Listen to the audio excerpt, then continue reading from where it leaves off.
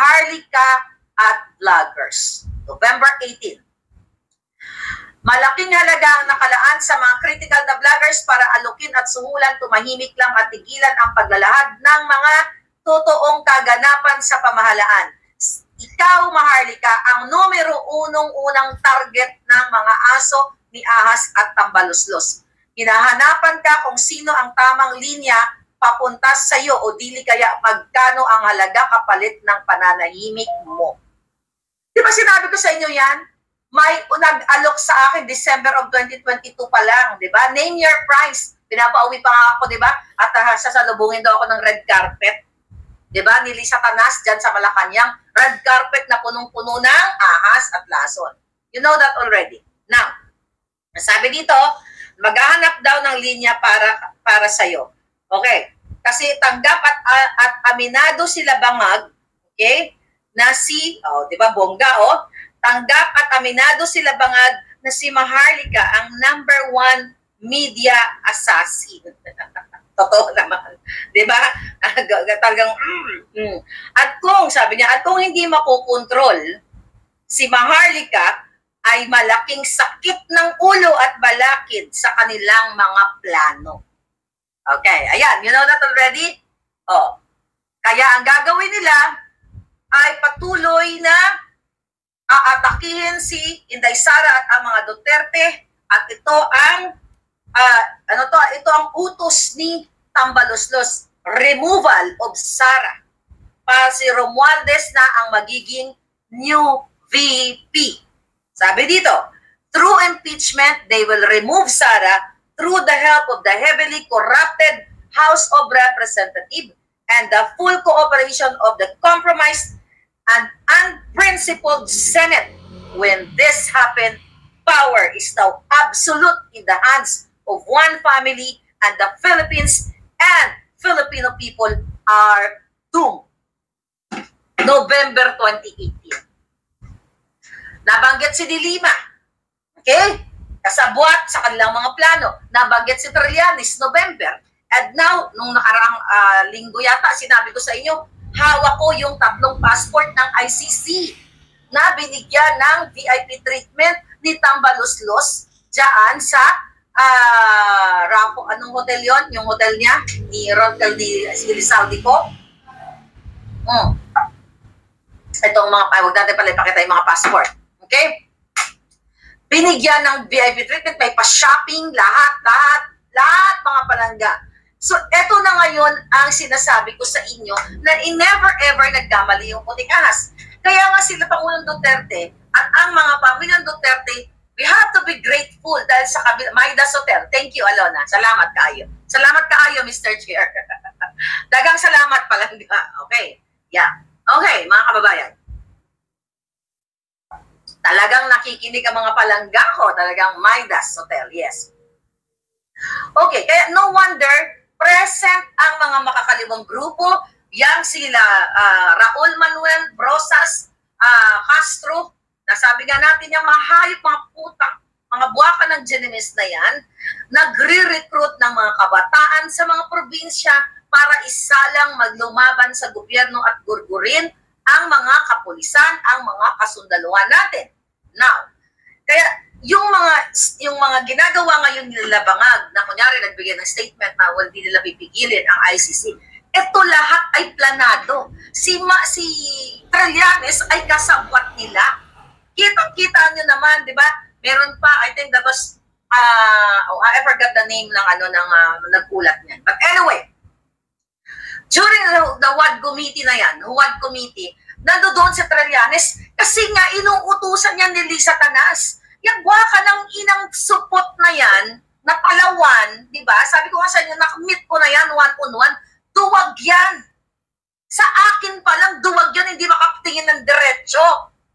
Pinrovoke ko yan dito sa LA, gusto ko nga makipag-tugjugan sa kanya. Anyway, mga kababayan, yung hinayupak na yan, na Trillanes na yan, kasabwat ni Lisa Tanas. Si Lisa, si Tambaluslos, si Bangag talaga. Yung tatlong niyang mga inayupak na yan ang dahilan kung bakit nagka-leche-leche ang buhay ninyo.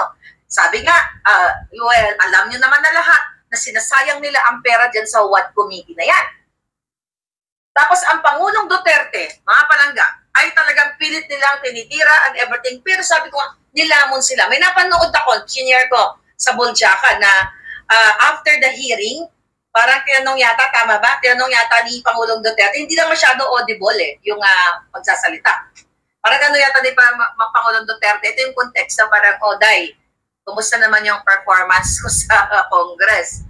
Sabi niya, ayos ba? Sabi niya, tawa-tawa si Inday, best actor ba? Parang nagtatanong yata siya Pangulong Duterte kung, anong performance siya. Sabi ni Inday, best actor. Tapos sabi ni Pangulong Duterte, parang i-rate mo ako 1 to 10.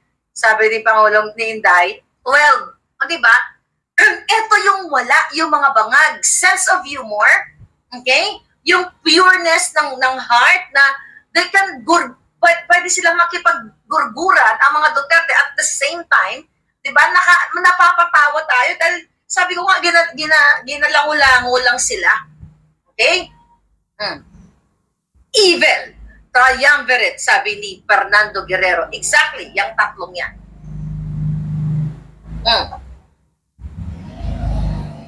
Alright. Sana mag-people power na. Okay, so ito. Isa-isahin natin. Yung gusto niyong punto dyan, isa-isahin natin. So, number 1, yung si Abante nagsalita. Na nagbibigay sa kanya-kanya ng kanyang sentimiento doon, manifestation eklabush niya, di ba, nag-speech siya doon, na nasasaktan siya, dahil yung isa daw nilang kasamahan, sinasabihan, hindi marunong mag-Ingles. Ang problema, sabi niya, sabi ni Abante, sabi niya, siya daw ay marunong mag-Ingles. Parang siya, I can speak English fluently. Tapos biglang basa ang putang ina, Hoy, Abante, kung gusto mo magsalta ng English, walang script. Julul. Ang magaling mag-English, walang script. Kasi kung yan ang pamantayan mong julul ka, na magaling ka mag-English, lahat tayo dito, kahit ako magsalita ako, basahin ko lang itong book ni Atty. Vic Rodriguez, diba, English speaking. Napatanga na. Ang kapal ng mukha niyong nasasaktan kayo dahil hindi daw sila nire-respeto. Nasasaktan kayo. Pero hindi kayo nasasaktan. Pero yung mga taong bayan ay nasasaktan sa pagnanakaw ninyo sa inyong mga lahat ng kawat, lahat ng mga luxury brands and everything na mga kotse. Saan nyo pinagkukuha ito? Nasasaktan kayo sa salitang what? Dahil hindi marunong magsalita. Actually, it's not English. Simpleng pronunciation ni Dan Fernandez. At actually, lahat naman kayo mga julul eh. Diba? Wala naman problema ang pagsasalita kung English, Bisaya. Si Pangulong Duterte ka, Bisaya o Ilonggo. Pero kung hindi ka nagnanakaw. Alright? Si Abante kay PRD kuno, pero ang totoo ay si Rojas pala ang ibinoto, sabi ni Arnold Ernesto. Yun na nga, mga kababayan, yun ang sinasabi niya. Nasasaktan kayo mga putangay ng mga baka ng Genemes ninyo sa aming mga vloggers, di ba? Sa simpleng pananalita, doon sa inyong pagsabi namin na hindi kayo marunong magbigkas, na simpleng P at saka if. Yan si Fernandez na yan. Simpleng P at saka if, hindi mabigkas mga putangay na ninyo, pero hindi nyo iniisip na masaktan ang milyon-milyon Pilipino sa bawat pagnanakaw nyo mga buwaka ng ginina ninyo. Lalo ka na lahat kayo na mga huwad. Ikaw, Abante, lalo ka ng julul ka, na ilan na ba nagahasa mong hinayupa ka? Palabas-labas ng dila. Ilan na ang buto nga na mo? O ilan na ang nadilaan mong diba? Meron bang pastor? Diba? Bula ang pastor. Dapat ikaw ang, ginadya to hanggang mategi. Yan ang mga parusa sa inyo. Ginadya to hanggang mategi dahil sinabi mo yan. Nung sinuportahan mo ang Pangulong Duterte na kesyo, ganito, ganyan. Dapat ang mga senador, yung mga sangkot sa pulburon, na manufacturing of pulburon, dapat ay mategi sa pamamagitan ng pagbato. Diba? Yan yung sinasabi niya. Dapat yan ang iyong parusa, mga inayupa kayo. Another thing, mga kababayan. Okay? Yun nga, yung si Brosas, na gusto nilang kontrolin ang mga sagot ni Pangulong Duterte, kung anong gusto nilang, they really want to control kung ano yung mga sasabihin ng resource person, katulad ng ginawa nila kay Colonel Grijaldo, katulad ng kay Garma, okay, na pinatakas nila, pinapunta sa Amerika at iba pa. May script silang sinusunod. Hindi nila kaya yung isang Pangulo, dating Pangulong Duterte, na walang script. Dire-diretso yung sagot. Kaya nga sabi ni Pangulong Duterte, do not control my answer. Sabi niya, this is not an inquisition. Sabi niya gano'n, di ba? Ngayon, mga palangga, nakakagalit ka. Ang sabi niya dito,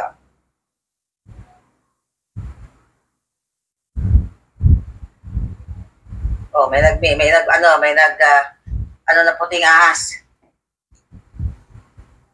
Ngayon, mga kababalang, okay. Hi sis, kumusta? Cathy B, how are you? You're watching. Thank you so much.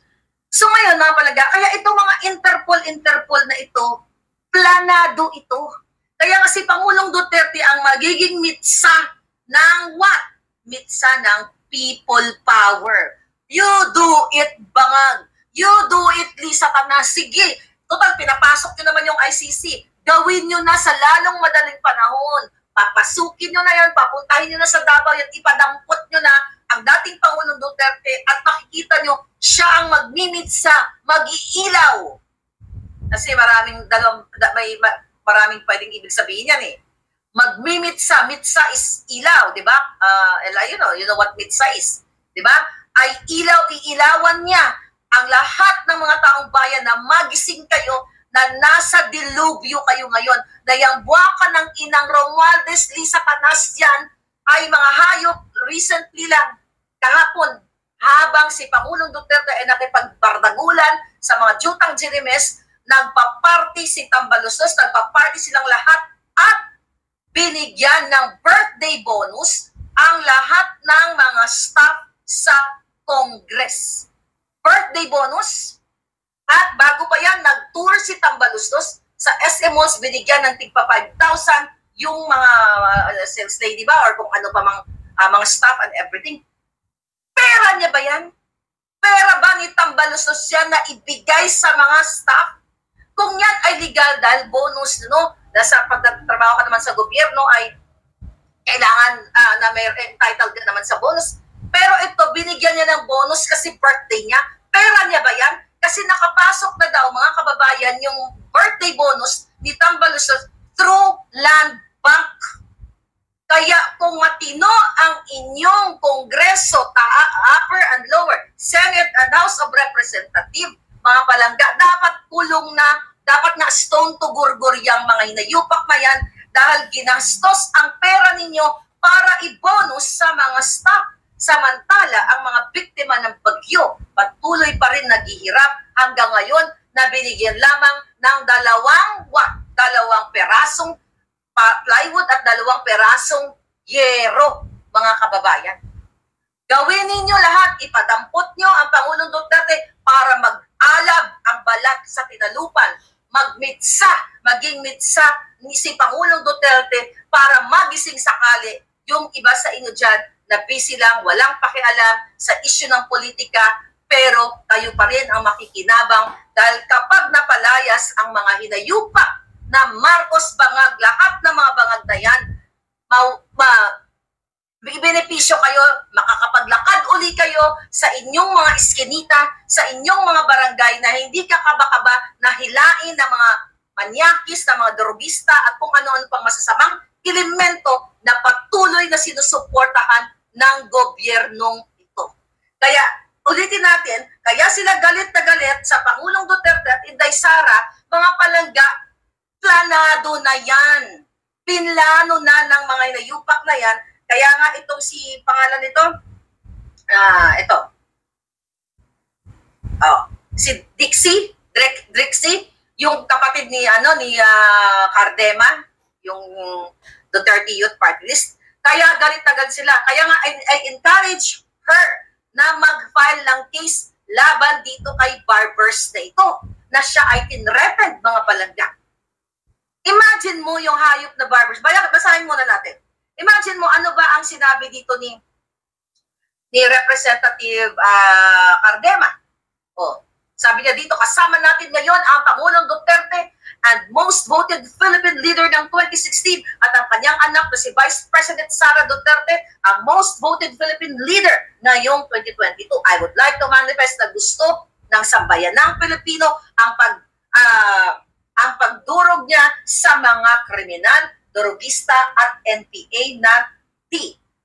Okay? Sabi niya dito,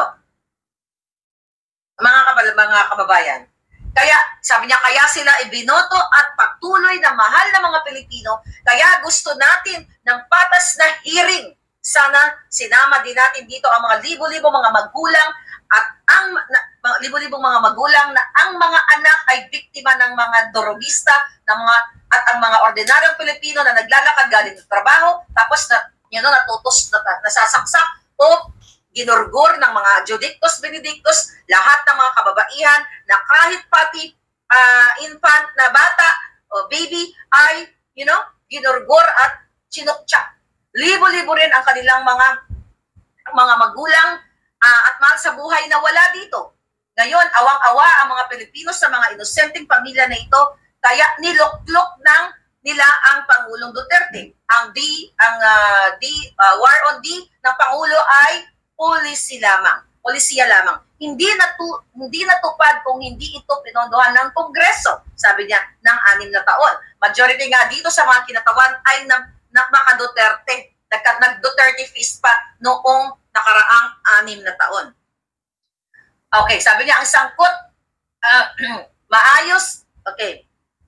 Sabi niya, takot na mga kriminal, mali yata ito. Okay, sabi niya dito, bakit yung mga NPA, mga kababayan, bakit ang mga NPA at bakit hindi kayo nagsasalita sa paggurgur ng mga NPA sa mga pulis, sundalo, mamamayang Pilipino, pati na rin sa mga natitirang resource persons na gustong mag-abogadahan dito, papunta sa ICC. Si Atty. Maria Conti, yun, nandoon yung mukhang busal-sal lang nga bells, nakakandidato ngayon ng Bayan Party List kasama ang katabi niyang si Colmenares para pabagsakin ang gobyerno at gurgurin ang mga pulis, sundalo, Alright? So yun yung sinabi niya. Kaya sila galit na galit dahil bullseye. Diba, nandoon sila mismo, talagang hinarap sila nito ni Drixie Cardema, Representative Drixie Cardema. So, kaya itong si Barbers na ito, mga kababayan, ang kapal pala ng mukha dahil may ulat na ang kanyang kapatid at ang kanyang kapatid diyan sa Surigao, mga kababayan. Okay? Kaya tayo. Sana yun? May nag-send sa akin. Ang kapatid ni pangalan nito. Ito. Okay.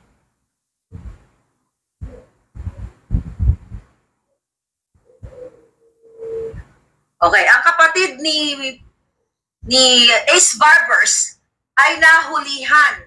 Mga kababayan, nahuli. Ito, basahin natin. Ito, sabi dito. Ayun, dahil lang mga palangga. Sa Surigao, okay, nandito ang kanyang kapatid na nahuli.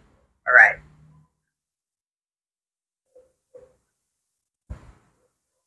Okay, ito. Pinalita ng Santo, Surigao Media 4 days ago. Ano sabi dito? Bisaya lang. Bisaya lang ang salita. Pero tingnan natin kung ginawa ko dito kanina.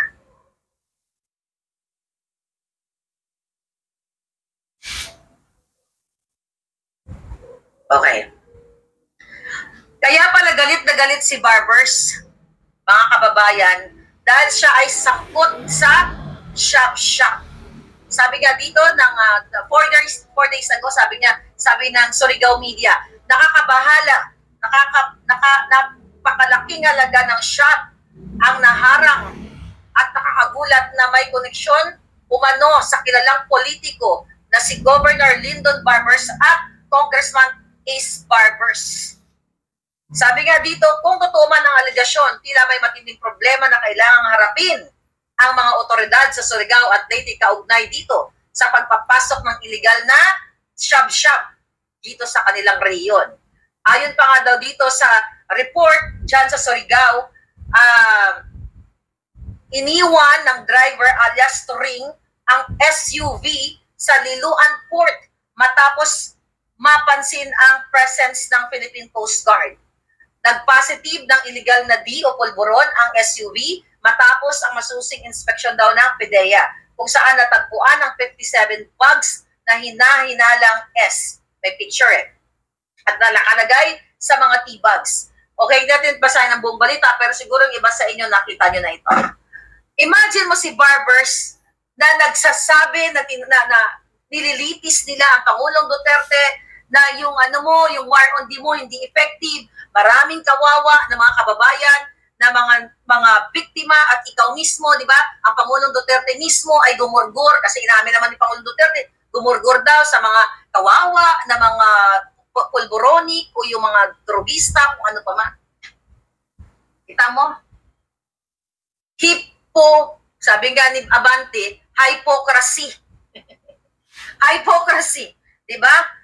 Hypocrite itong hayop na ito at itong si Barbers ito. Kung ito ay mapapatunayan na sa kanila talaga sila ang nag-ooperate ng shab-shab dyan sa Surigao. Kaya naman pala, no wonder galit sila sa Pangulong Duterte kasi naaapektuhan noon o naantala ang kanilang negosyong shab-shab. Concerned daw sila sa mga nagurgur ni Pangulong Duterte pero ngayon sa panahon ni Bangag, sila ang nahuhulihan ayon sa report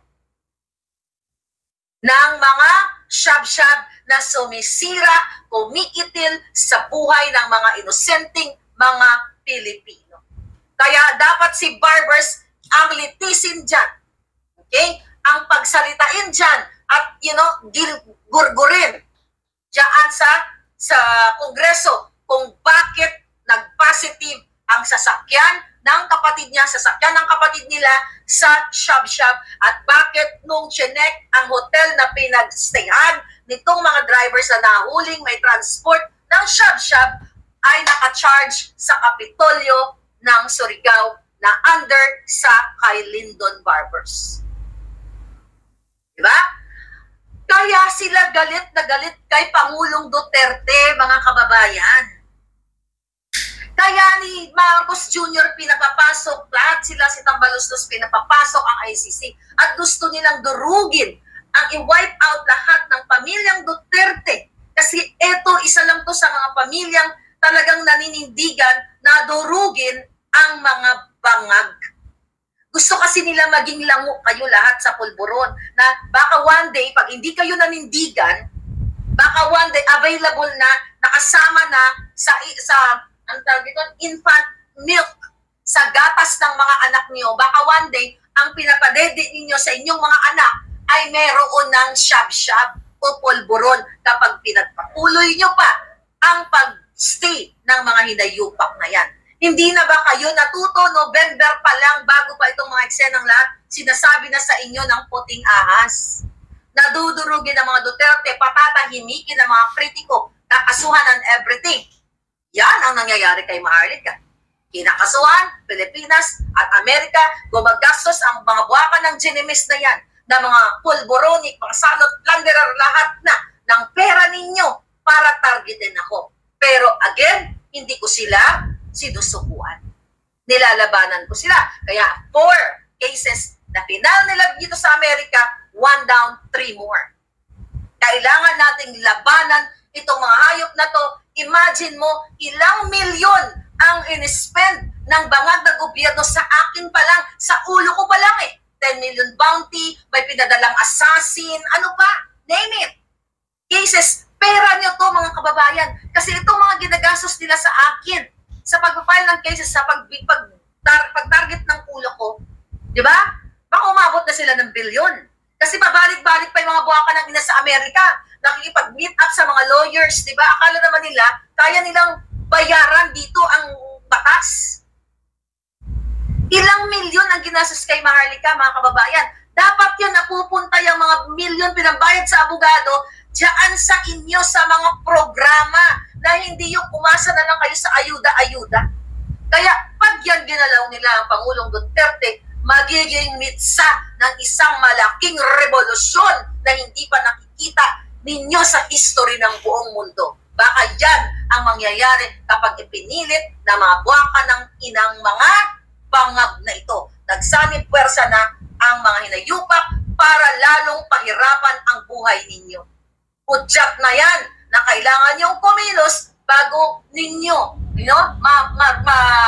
ma-experience ang buhay na pag bumili kayo sa tindahan ay available na sa inyong mga batang maliliit. Kumbaga parang normal na lang. O bumili ka nga ng shop-shop doon, no? Para magising yung kapatid mo. Di ba sabi ni Marvel, para ma-extend kasi yung kapatid mo, puyat yan eh. Puyat sa trabaho. Ganun. O bigyan mo na pumunta ka doon sa tindahan ni Aling Nena, ibili mo ng shop-shop para magising. Kasi hindi naman addict yung kapatid mo eh. Kailangan lang naman ma-extend yung hours na dilat ang mata niya para makapagtrabaho sa call center o makapag-operate siya ng karinder niya or something. Yan ang gusto niyo mangyari. Yang isang chulul na PNP chief na okay lang kayo mag-shop-shop, okay lang kayo mag-pulburon just to extend, your hours para daw makapagtrabaho kayo para dilat ang mata ninyo. Oh my God! Sa history ng mundo, parang eto pa lang sa Pilipinas na may ganyang PNP chief, na may ganyang presidenteng laging bangag sa history ng mundo. Si Marcos Jr. lang ang huling-huli na ng PSG na may putik dito. May na-ready ako dito kanina eh. Wala na. Saan na dito? Okay. Toto. Si Marcos Jr. lang, mga palangga. Okay. Dali lang. Ang huling-huli na nakitaan ng pulburon, nakaganon. Di ba? O, nakita niyo si Marcos Jr. Imagine nyo, nakaganon ng pulburon. Ganon nga natin. Pulburon ito. Si Marcos Jr., imagine nyo mga kababayan, may pulburon na putang ina. During the araw ng kagitingan, di ba, binigyan ng PSG, presidente niya pa rin, dagdagan natin yung pulburon. Ano sabi? Makasingot na lang ako ng pulburon. Kasi ganun, panyo na ganyan. Binigyan siya ng panyo. Only in the Philippines, mga palangga. Ayan, twist nyo na to, mga Insemana. Maharlika, ang tunay na nagpupulburon. Ano kaya yung pack na ito? Punyeta. Diba? Ayan, ganyan lang. Simula ka pag nag-vlog ako, ganyan na lang, ha? Para hindi nyo makalimutan. Reset. Bangag. Pareho na tayong pulboronic ngayon. Paano ba yan? Oh my God. Magiging, ay, nako, sirado yung concentration ko. Punyeta. Ay, nako. Di ba? Ito yung tsura ni Bangag.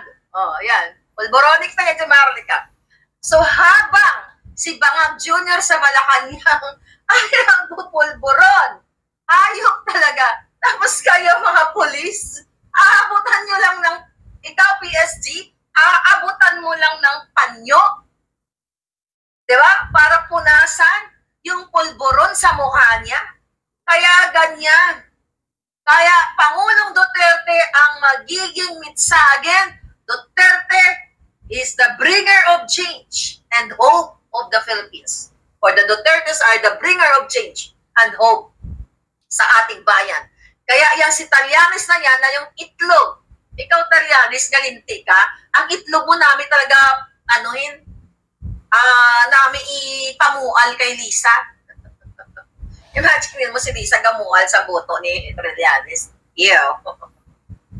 Oh my God. Palangga. Nakakarimarim. Kaya habang sila ngayon ay nagpa-party, namimigay ng pera, gamit ang pera ninyo, mga palangga, Rodel Tinala, gusto mag-kiss, kiss ka para pahawakan ng pulburon, di ba? Kababayan, habang kayo ay hirap na hirap, Tignan natin. Okay. Tignan natin. Habang kayo ay, ano to? Kala ka may bago. Ano pa yung mga napansin nyo dyan? Okay. Habang kayo ay hirap na hirap, mga kababayan, okay, hindi ako makamubod sa mukha ko. Kati, bigat na ba yung tsura nila pag nagbupulburon sila?